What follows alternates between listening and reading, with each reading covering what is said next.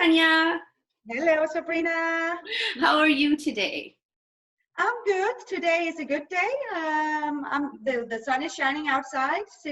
I'm sitting here and working. I'm look forward to meeting with you today. So thank you for inviting. Fantastic. You're very welcome. And hello, everyone. Welcome to another episode of Eventprofs Together at Home. Today, my lovely guest is Tanja, who we just discussed when we first met. And we met at a M&I forum in Algarve. Yes. And we had a great time getting to know each other on that forum. It was an amazing trip. And we've been keeping in touch ever since. You did change roles Yes. on the supplier side in the last year. But nevertheless, we kept in contact. And last year, we went on an amazing trip together to Oslo, which honestly is the coolest destination. Completely underrated. We had the best time. We saw some amazing hotels from Tanja's hotel group, who she's going to tell you about in a second. And it was a great, great trip. And we also got a lot closer. We talked a lot about different things. So I was very excited to have her as one of the event profs in my chat. So I'm going to hand it over now to Tanja, and she's going to tell us a little bit about who she is, what she does, where she is right now, currently, what the situation is, who she's stuck with. So I'll hand it over to Tanja. Thank you, Sabrina. Well, obviously, my name is Tanja. I am based in Copenhagen, working home with my two kids, and my partner is working. So he's self-employed, so he's working. I represent one of the largest hotel groups in the Nordics, Nordic Choice Hotels, with 200 amazing hotels all around the Nordics. So, and I'm working with international myself. So my job has been to travel around the world and promote our lovely destination and our amazing hotels. So it's been a changing time for all of us, for you and me, Sabrina, where we are used to travel a lot and now at home. So, and in Copenhagen, in Denmark, are you on a full lockdown situation? What is it like right now? Yes, since I came back from a forum on a working trip in Abu Dhabi, I was home on the 9th of March, 2 days after Denmark was locking down. So I've actually been home since the 9th of March, so almost a month now. And we are allowed to be together with 10 people, go out for essentials. It's only supermarkets, pharmacy who it's open. We're still allowed to go outside, but keeping the distance but we are still allowed to go outside, which is amazing. But yes, I've been home for 1 month now. So and how have you set yourself up from home? Because I know you work remotely from home anyway, right? So you have an area in your home that you set up as a home office, or how do you working? And are your days what they used to be?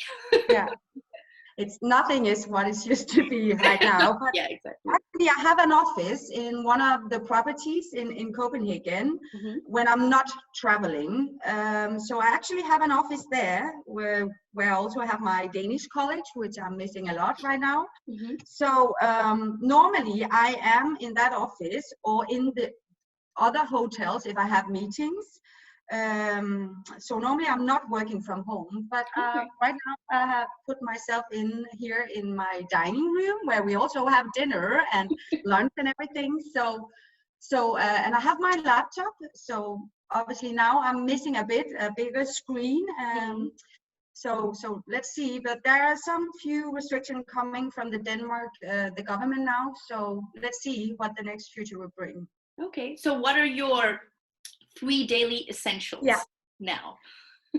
It's 3 daily essentials. I would say I still love my coffee. Coffee is important to me, as long the same as water. So I have my coffee in the morning. I wake up at the same time where I normally need to go to work, going bath, have breakfast with my kids, and then I have my coffee. And then I try to to just keep it simple. So I don't work because you know that you can work and you can work and you can work. So I try to work in the morning for like 3 hours. And then I'm helping my kids to do homeschooling. Absolutely. And do lunch with them. And then I work also in the afternoon. So I try to split it up in 2 times a day. And I think that is better. In the beginning, I was just working. And it was hard time. No, it was not working. And then I try to eat healthy. Yeah. I think that is important as well. Because being home, you do a lot of snacking as well. So I really try to eat healthy as well. I think that is important. Yes, and what have you've been at home now for a good month. What kind of realizations have you come to? Oh, a lot of realization, I would say that. I love my family a lot. I love my partner, I love my kids, but I really realize how much energy you have of traveling, because I've always been traveling a lot. Sometimes it's hard, but I really realize that it's actually there. I have my energy. It's what fuels you. It totally refuels me. I have a lot of new energy, and the batteries is recharged because I also have my own time, not to do the laundry, not to do the dinner and the cooking and everything every day. So that is something I really need to cope with and embrace as well, because because I really love to have to socialize, network. That's what I'm really good at, and that's where I'm having my energy. So I found out that I really feel all of us need to feel blessed that we are in this position to travel around the world, to meet amazing people like you, and just network and everything. So absolutely. And we will continue to do so. For sure, for sure. So what are you doing from a wellness perspective, like both physically and mentally? Yes. On a wellness perspective, I would say I have at least one walk a day, and then I still have my running. And then because there is so many news, I really try to not go on the news during the day, because I think that it's too much and it can distract you. So I try to keep away from the news during the day. Even though I also have to follow what happens in Sweden and Norway and Finland, because I'm also selling these countries. So I try to keep away from that, and then have my walks and my running still. Yes. Okay, perfect. And can you give us any recommendations in terms of, is there any, new books you've read, or have you taken up a new hobby? Are you watching anything on TV, or are you following any personalities or celebrities? Like, what has been bringing you positive vibes and joy and entertainment sort of on a daily basis? Oh, I would say I'm not a big book reader at all, but I have actually found a book now where I'm reading, and it's about karma, and it's about personality and being yourself, and I think that's have given me some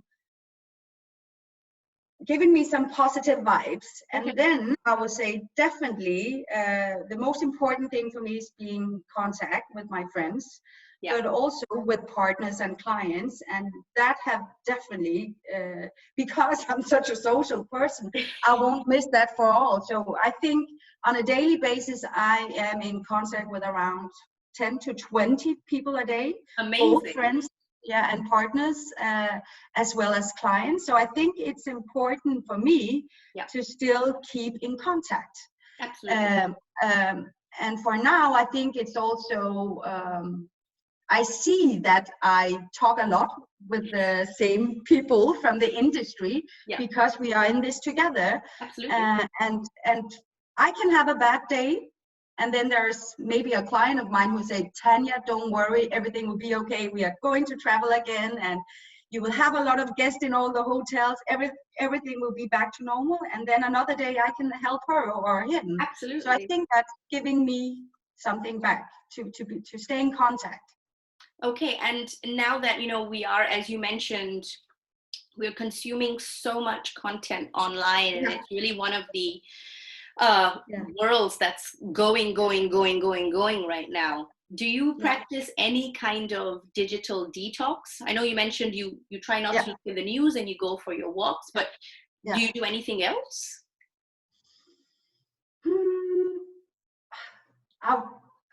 I am lying if I'm saying I'm not checking in on social media, because I'm doing that.